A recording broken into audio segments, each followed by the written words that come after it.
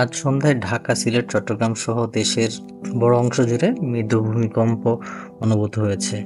তাৎক্ষণিকভাবে এতে ক্ষয়ক্ষতির খবর পাওয়া যায়নি। এই ভূমিকম্পের উৎপত্তিস্থল ঢাকা থেকে ৪৫০ কিলোমিটার দূরে মিয়ানমারের মাওলাইকে। রিক্টার স্কেলে এর তাপমাত্রা ছিল ৫.৬। মিয়ানমারের স্থানীয় সময় আজ বুধবার সন্ধ্যা ৬টা ৪৩ এই ভূমিকম্প হয়। এর কেন্দ্র ছিল ভূপৃষ্ঠের ১১০ কিলোমিটার গভীরে।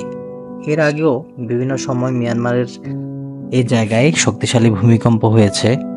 এত দূরের ভূমিকম্প বাংলাদেশেও অনুভূত হওয়ার কারণ সম্পর্কে বাংলাদেশ প্রকৌশল বিশ্ববিদ্যালয়ের অধ্যাপক ও ভূমিকম্প বিশেষজ্ঞ মেহেদী আনসারী বলেন, এই ভূমিকম্প সৃষ্টির কেন্দ্র পৃথিবীর অনেক গভীরে, যে কারণে ৪০০ থেকে ৫০০ কিলোমিটার দূরেও এটা অনুভব হয়েছে। অবশ্য চট্টগ্রাম থেকে এর দূরত্ব মাত্র ২২০ কিলোমিটার। এই কারণে ঢাকার চেয়ে চট্টগ্রামে ভূমিকম্প একটু বেশিই অনুভূত হয়েছে।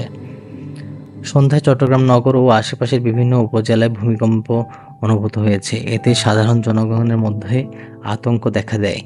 উঁচু ভবনের অনেকেই সড়কে নেমে পড়েন, রাস্তায় জড়ো হয়ে ভূমিকম্প থামার অপেক্ষা করেন। ভূমিকম্পে আতঙ্ক ছড়িয়ে পড়লেও চট্টগ্রাম নগরীতে ক্ষয়ক্ষতির খবর পাওয়া যায়নি। তাছাড়া সিলেটেও ভূমিকম্প অনুভূত হয়েছে, সেখানেও মানুষজন আতঙ্কিত হয়ে পড়েন, কিন্তু সেখানেও কোনো ক্ষয়ক্ষতির খবর পাওয়া যায়নি। ধন্যবাদ।